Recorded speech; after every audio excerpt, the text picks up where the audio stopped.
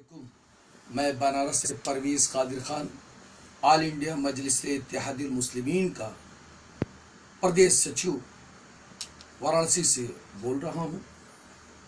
आज बड़े दुख और अफसोस के साथ कहना पड़ रहा है कि जो कल एक रिटायर होने वाला सिविल जज, जिसको कि कोई अधिकार नहीं था कि मामला हाई कोर्ट के अंदर पेंडिंग पड़ा था ज्ञान वाफी मस्जिद का, इन्होंने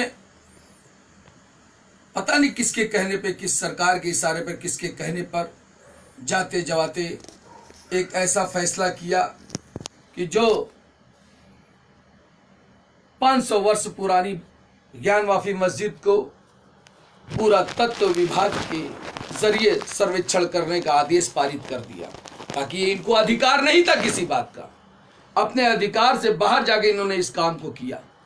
आज बताइए, कोई भी उठाई गिरा किसी भी मामले में, किसी भी मस्जिद के बारे में कह देगा कि इसके अंदर मंदिर थी, या कोई भी मुसलमान किसी मंदिर के बारे में कह देगा इसके नीचे हमारी मस्जिद या आस्थाने थे, तो क्या उसको पूरा तत्व विभाग सर्वेक्षण करेगा? जबकि देश आजाद होने के बाद सन 1947 के बाद जो सन 1951 में एक एक्ट बना, जिसको बोलते हैं जमींदारी उन्मूलन एक्ट के तहत एक आसार कदीमा का एक्ट बना कि कोई भी सरकारी या पुरातत्व विभाग की इमारतें जो आसार कदीमा में शामिल हो गई हैं, उसके बारे में नुकसान पहुंचाने वाला, उसको तोड़ने वाला, उसको शहीद करने वाला, उसके बारे में गलत सोचने वाले को देशद्रोही करार दिया जाएगा। तो कोई भी ऐरा गैरा आदमी उठ करके एक मामले से रिट दाखिल कर देगा 2 रुपए की दरखास्त पर, एक काल्पनिक बातों के आधार पर, ताकि आज 500 वर्ष से वो ज्ञान वाफी मस्जिद मौजूद है। दुनिया, पूरी दुनिया देख रहे, भारत नहीं, बनारस नहीं, उत्तर प्रदेश, पूरी दुनिया देख रहे को वो मस्जिद की बनी हुई है। वहां पर बाकायदा उसके अंदर नमाज और इबादतें हो रही आज से आज तक। और आपको नहीं दिखा महाराज जज साहब? किन आंखों से आपने देखा कि कोई भी आया कर दिया कि एक काल्पनिक बातें करके इसके अंदर 500 साल पहले जो है कि मंदिर थी, मंदिर का अस्तित्व थे?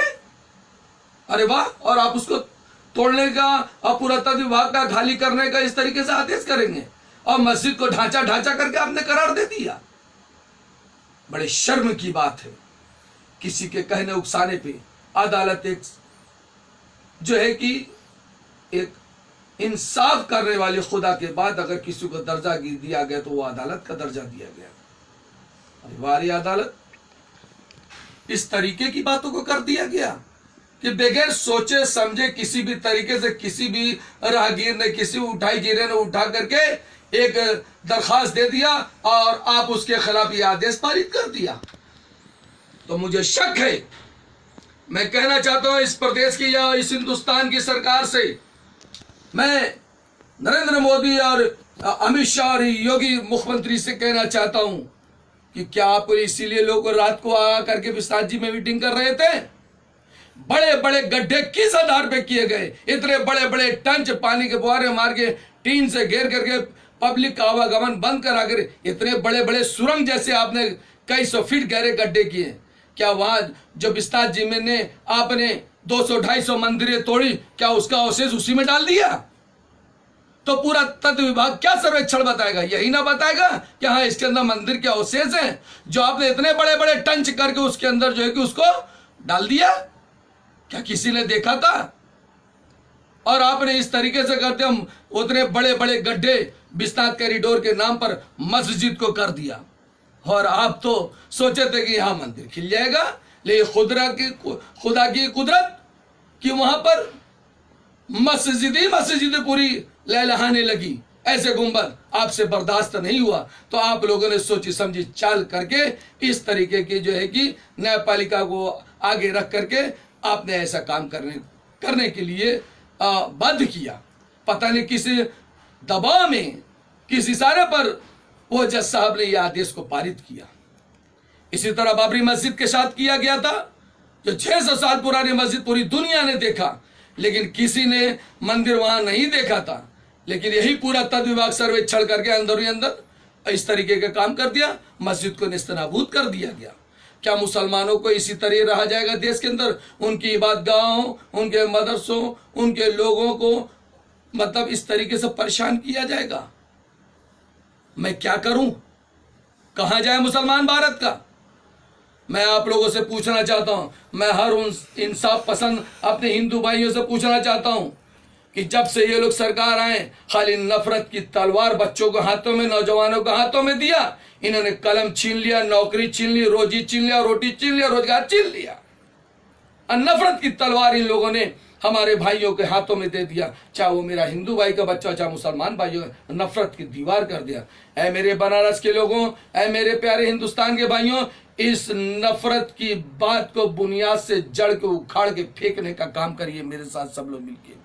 और मैं ये कहना चाहता हूं कि आप लोग जिस ताकत के बल पे इस तरीके का काम कर रहे हैं, ये गैर कानूनी, गैर इंसाफ बातें हैं। इरादतन अल्लाह ने अगर आपको ताकत दी है तो इस तरीके से गुमराह मत हो जाइए। और मैं चेतावनी देना चाहता हूं इस मजलिस के माध्यम से, ऑल इंडिया मजलिस इत्तेहादुल मुस्लिमीन के माध्यम से, यकीनन बता रहे अगर यही रवैया आप लोग का रहा तो आने वाला 2022 के चुनाव में मैं योगी जी आपसे कहना चाहता हूं, उत्तर प्रदेश के अंदर एक भी सीट आपने जीत पाओगे। हर सीट पे जमानत जब्त कराएगी मजलिस, ये इंशाअल्लाह मेरा वादा है, यकीनन बता रहा हूं आपसे। कितना हो, चाहे मोदी जी आके पैरवी कर ले, चाहे अमित शाह जी पैरवी कर ले, चाहे भागवत जी पैरवी कर ले, मैं बता दे रहा हूं एक सीट भी जीतना आप लोग के लिए मुश्किल हो जाएगा। मजलिस का ही हर जगह झंडा लहराएगा इंशाअल्लाह, अल्लाह अल्लाह के रसूल ने चाहा तो। इस तरीके से गैर कानूनी चीज बर्दाश्त नहीं की जाएगी। और मैं हकीकत बता रहा हूं, इस तरीके से इस्लाम से बुराई मत रखिए, ऐसी नफरत मत बोइए। ऐसा यहाँ का ताना बाना एक मोहब्बत अंदाज भरा था, बनारस की रस की तरह हर लोग रस में रंगे थे। आप लोग आकर के एक अभी अयोध्या में बाबरी मस्जिद के साथ आप लोगों ने इस तरीके से गैर इंसाफाना काम किया। पता नहीं सुप्रीम कोर्ट के मुंसफ ने इस तरीके से फैसला किया, क्या वो फैसला देने लायक की चीज थी? उसी तरह आप आ गए ज्ञानवापी में, तो जब आपने गड्ढा करके अंदर मलबे के साथ साथ जो मूर्तियों को गाड़ दिया तो सर्वे पुरातत्व विभाग क्या बताएगा? जब आपने 250 मंदिरें तोड़ दी विश्वनाथ जी की, आज दुर्गा जी के पोखरे के पीछे जो है दुर्गा कुंड के पास पुल के नीचे तमाम मूर्तियां पड़ी हुई मिली। आप लोग को मंदिर मस्जिद से मतलब नहीं है, आप लोग सिर्फ अपनी कुर्सी से मतलब है। मेरी कुर्सी किस तरीके से कायम रही मैं बता देना चाहता हूं कि बनारस के अंदर इस तरीके का माहौल खराब करने की कोशिश न करिए। जो यहाँ ताना बाना भाईचारा बना हुआ है, बना रहने दीजिए। मैं आपसे पुनः निवेदन कर रहा हूं। और रहे के बाद आप क्या किसी से डराओगे, क्या धमकाओगे, क्या धमकी दोगे? मैं ऐ मोदी जी, अमित शाह, ऐ योगी जी, मैं आपको इस्लाम की दावत देता हूं, आ जाओ, अब भी गुनाह बख्श दी जाएगी। अल्लाह अल्लाह के रसूल के बारगाह इलाही में मैं तुमको बता दे रहा हूँ, आप लोगों को बता देना चाहता हूँ। और ये मत सोचो कि यहाँ का मुसलमान को दहशतगर्द करके इस तरीके से दहशत में लेके मैं कुछ भी मनमानी कर लूंगा। यानी आप लोग रात को किस लिए आते थे? इसीलिए आते थे क्या? ये प्लानिंग करते थे आप लोग आकर के इस तरीके से? मैं दावे के साथ कहता हूँ और मैं यहाँ बता दे रहा हूँ, यहाँ एक कांधे से कांधा मिला के हिंदू भाई भी, मुसलमान भाई भी, सिख भाई भी, ईसाई भाई भी जिस तरीके से रहते चले आ रहे हो वैसे ही भाईचारा बना करके आप लोगों से जहर बोने से कोई जहर नहीं बो जाएगा। आपने कितने को रोजगार दे दिया, कितने को नौकरी दे दी, कितने को कारोबार दे दिया। अरे मैं पूछना चाहता हूँ 10 साल से आप दोबारा पीएम हो गए, आप इतने जमाने से जो है कि सीएम बने हो, कितने कल कारखाने उद्योग लगा दिए, कितनी फैक्ट्रियां लगा दिया, कितने कॉलेज खोल दिया आपने? एक भी नहीं खोला। सिर्फ और सिर्फ आपने हाथों में तलवार दे दी नफरत की सबको। ऐसा काम ना करिए, अल्लाह ने ताकत दी, इस तरीके से मत करिए। किसी पे जुल्म जास्ती ना करिए, किसी की इबादत गाह को नुकसान पहुंचाने का इरादा मत करिए। अल्लाह ने ताकत दी है, अगर आपको सत्ता हासिल दी है, इसके गुरूर और नशे में चूर मत होइए। मैं आप लोगों को चेतावनी देना चाहता हूं। और रह गई बात कि जब आसार कदीमा की चीज जो दाखिल हो गई तो उसको तोड़ने और नुकसान करने वाला, पहुंचाने वाला देशद्रोही और राष्ट्रद्रोही कहलाता है। किसी मुसलमान ने तो नहीं कहा किसी मंदिर के लिए यहाँ आस्थाना है, यहाँ सैयद बाबा का आस्थाना या फला का आस्थाना है, किसी ने नहीं कहा कि यहाँ मस्जिद है, किसी ने नहीं कहा। आज तक पूरे हिंदुस्तान में किसी मुसलमान ने नहीं कहा, किसी फिरके के लोगों ने नहीं कहा। आप लोग 500 साल 600 साल 1000 साल पुरानी चीज को कह रहे हैं कि यहाँ हमारी मंदिर है, यहाँ ये है। काल्पनिक बातों पे मत करिए और हर लोगों पर ब्लेम लगा के बात करना छोड़ दीजिए। हक और इंसाफ ईमान की बात करिए। ये शोभा नहीं देता इस तरीके से, ये जो है कि नफरत की बात को बोलने के लिए शोभा नहीं देता है।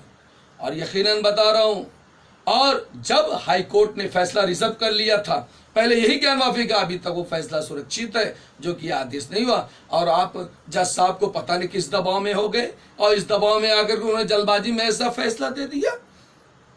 क्या उस मस्जिद को गिराने का इरादा है?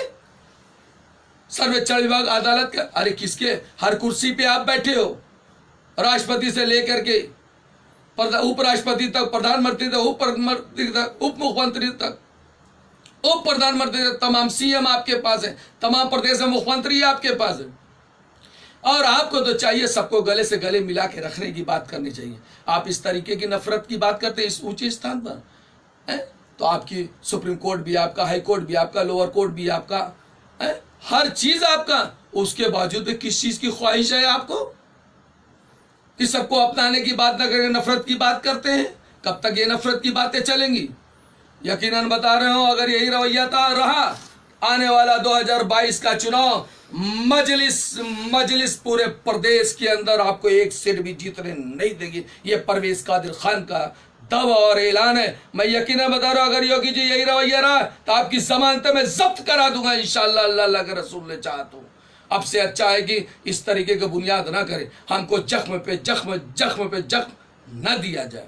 और मैं यकीनन बता रहा हूँ, अदालत से कहना चाहता हूँ कि मुसलमान मजलूम है तो क्या मतलब है। मैं अपनी एक बातें कहना चाहता हूँ कि कागज की अदालत है, पत्थर बरस रहा है, मजलूमों पर ही मुनसफ खुलकर बरस रहा है। और मैं आपको बता देना चाह रहा हूं, आज मुसलमान इस भारत में क्या चीज है, मेरे अल्फाजों से सुन लीजिए। इस भारत में मुसलमान तिफले हिंदू है। तिफले हिंदू माने जानते हैं, आंखों के अंदर की जो पुतली की रोशनी होती है उसको तिफले हिंदू कहते हैं। कि अगर मुसलमान को छेड़ोगे तो ये भारत अंधा हो जाएगा, उसकी रोशनी फूट जाएगी। मुसलमानों वो चीज है। तो इस भारत में हम तिफले हिंदू, इसकी इज्जत, इसकी अजमत, इसकी नेमत, इसकी खुशबू, यानी भारत के अंदर मुसलमान इसकी एक अमानत है, इसकी एक नेमत है। और इसकी पुरखों की मिट्टी की खुशबू से, इसकी पुरखों की बुजुर्गों की खुशबू आती है। इस मिट्टी से, इस भारत की मिट्टी से मुसलमानों के बुजुर्गों, उनके पुरखों की खुशबू आती है। तो इस भारत में हम तिफले हिंदू हूं, इसकी अजमत, इसकी इज्जत, इसकी अजमत, इसकी नेमत हूं, नेक हूं, जंगजू हूं, जफाजू हूं।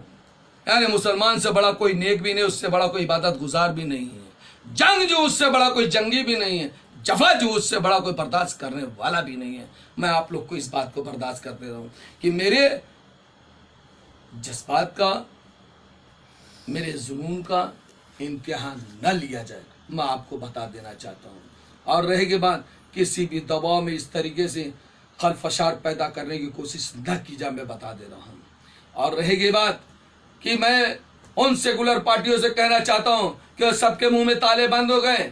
मैं उन कांग्रेसी भाइयों से पूछा, उन सपाही लोगों से पूछा जाए, उन बसपाई लोगों से पूछना चाहता हूं, इतनी बड़ी बातें, चाहे अयोध्या का मामला हुआ, चाहे यहाँ का मामला हुआ, किसी भी मामले को अपने आप को सेकुलर पार्टी कहने वाले किसी ने बोला नहीं। कल से मैं आज तक देख रहा हूं, कल से जजमेंट आया, आज तमाम अखबारों में आया, तब भी किसी ने एक अल्फाज नहीं बोला इस ज्ञान वाफी मस्जिद के लिए। तो आए मेरे भाइयों, मैं सबसे कहना चाहता हूं कि अगर यही रवैया रहा तो फिर यकीनन बता रहा हूं, आप लोग सेकुलर सिर्फ नाम के रह जाओगे। यकीनन बता रहे, एक एक सीट के लिए मैं उन सपा वालों, उन कांग्रेस वालों को मोहताज हो जाओगे। यकीनन बता रहा हूं, अल्लाह के रसूल ने चाहा तो इस बार योगी जी और मोदी जी, मैं अमित शाह जी, आप लोग कहना चाहता हूं कि उत्तर प्रदेश में कितना दौरा कर लो, योगी जी आपको अपनी सीट बचाना मुश्किल हो जाएगा, जमानतें जब्त करा दूंगा। यह मजलिस का ऐलान है, ऑल इंडिया मजलिस इत्तेहादुल मुस्लिमीन का ऐलान है, परवेज कादिर का ऐलान है। यकीनन बता रहा हूं कि आपकी जमानतें जब्त करा दूंगा, अल्लाह के रसूल ने चाहा। नहीं, आपसे अच्छा है हर चीज से तौबा कर लीजिए। यकीनन बता रहे, इस्लाम का दरवाजा सबके लिए खुला है। इस्लाम में किसी को नफरत नहीं दी है। अल्लाह के रसूल पे एक गैर इस्लामी रोज कूड़ा फेंकती थी, एक यहूदन रोज कूड़ा फेंकती थी, और उन्होंने उससे उफ नहीं किया। इस्लाम का ये तकाजा है, एक दिन कूड़ा नहीं आता है तो वो पूछने चाहते, मोहल्ले से पूछते कि भाई जो कूड़ा आता था इस खिड़की से क्यों नहीं है? पता चला हुजूर वो बीमार पड़ी है। मेरे आका सरवर कायनात हुजूर अकरम सल्लल्लाहु अलैहि वसल्लम ताजदार मदीना, और उसको पूछने चले जाते हैं और उसकी हाल चाल लेते हैं, अल्लाह के बारगाह इलाही में हाथ फैला के उसके लिए दुआ मांगते हैं और वो अच्छी हो जाती है और पाँव पकड़ लेती है ईमान। तो इस्लाम ऐसे फैला है, मोहब्बत, इखलाक, खुलूस, प्यार का नाम इस्लाम है, यकीनन बता रहे हैं। इस इस्लाम को बर्बाद मत होने दीजिए, इस इस्लाम की बुराई मत करिए कि कभी कौन वसीम रिजवी करके है, उसके जरिए आपने जो है कि कुरान पाक पे ही हमला करवा दिया। अरे वाह, 26 आयतों के लिए करिए। तो क्या दुनिया नहीं जान रही है? इतने नादान है, दूध पीते बच्चे लोग हैं कि वसीम रिजवी से कौन कहलवा रहा है? और कौन से अमी अभी आया हुजूर की शान में, वो आकर के कहता है कि मतलब जो है कि हमारे आका की शान में के खिलाफ वो बुराई करता है। आप पहले बताइए, स्वामी मठ योगी लोग का ये काम है? बड़े बड़े ऋषि मुनि 25-25 वर्ष तक कुदरत की याद में विलीन हो जाते थे, उनके पीठ पर घास भूसे जमजा बड़े बड़े पेड़ हो जाते थे। ऐसे ऋषि मुनि होते हैं। मैं यकीनन बता रहा हूं योगी जी, अगर ये चीज रहा आपका तो दोबारा आप जिस मठ में थे वहीं आपको फिर रहना पड़ जाएगा। योगी लोग ये नहीं थे, सत्ता के लोभी नहीं होते, सत्ता उनके कदमों में चलती है। मैं आपसे साधु संत वो चीज होता है कि सत्ता उनके कदमों में चलती है, सत्य के लिए लाशों को बिछाने का काम वो नहीं करते हैं। मैं आपसे कहना चाहता हूँ यकीनन बताएं, वरना मजलिस आपको फिर उसी जगह पर रखना चाहिए। अरे आप लोग किसी का दर्द क्या जानो, बीवी बच्ची औलाद का दर्द क्या जानो? पहले पैदा करो फिर औलाद का दर्द जानो, फिर मोहब्बत, इखलाक, प्यार की बातें करो। आपने तो रोजगार छीनने दे, आपने दिया नहीं है कहीं से। कोई बता दे बनारस संसदीय क्षेत्र एक भी कल कारखाना, उद्योग, फैक्ट्री, कोई कॉलेज बड़ा सा बना दिया तो बता दीजिए आप लोगों ने। और बंद किया है आपने हर चीजों को। जो कल कारखाना, उद्योग चल रहे थे उसको आपने बंद कर दिया। अरे उसको चालू करवाइए, उसको सहूलियत दीजिए। मैं किसी की निंदा नहीं कर रहा हूं, लेकिन जो ये कल काम ज्ञान माफी का मुद्दा हुआ है, जिस तरीके से ताकत के बल पे, सरकार के इशारे पे, सत्ता के गलियारे से ये जो है कि फैसला दिया गया है पूरा तत्व विभाग ने, और इस फैसले का मैं पूरी तरीके से खंडन करता हूं। ये फैसला जो है एकदम खंडित होना चाहिए। ये किसी के भी नहीं होता है कि कल को इसी तरह फिर हो जाएगा, कानून बन जाएगा कि कोई किसी भी मस्जिद के लिए, कोई किसी मंदिर के लिए, किसी चर्च के लिए, किसी गुरुद्वारा के लिए उठा और जाकर के जो है कि एक अपील दाखिल कर दे 2 रुपए की एप्लीकेशन पे है। अब बता दें किसी के घर के अंदर जाकर के, कोई घर के अंदर सोया, बाहर खोद करके कोई मूर्ति रख दे, या कोई ऐसी चीजें पुरानी, क्या 1500 पुरानी साल चीजें नहीं मिलती है, या 2000 साल पुरानी चीजें नहीं मिलती है? कोई भी किसी तरीके से घर के अंदर चुप्पे चोरी रख दे और कह दे पुरातत्व विभाग का सर्वेक्षण करा लीजिए। ये कोई कानून हुआ? ऐसे नहीं चलता है देश। मोहब्बत, प्यार, इखलाक बांटिए। इखलाक से, मोहब्बत से देश चलता है, कानून चलता है। और संविधान को चूर चूर मत होने दीजिए। मैं आपसे बता रहा हूँ, यही संविधान है जो आपकी भी रक्षा करेगी, हमारी भी रक्षा करेगी। यही कानून है जो आपकी भी रक्षा करेगा, हमारी भी रक्षा करेगा। हर मजलूम को, हर यतीम मिस्कीन की रक्षा करेगा। तो मैं पुनः आपसे निवेदन करता हूँ कि ऐसे कामों से बाज आ जाइए। ऐसा काम नहीं होना चाहिए कि किसी अदालत पर या किसी पर दबाव दे के इस तरीके का कानून पारित न करवाइए। मैं आपको चेतावनी देना चाहता हूँ। खुदा हाफिज, अल्लाह हाफिज।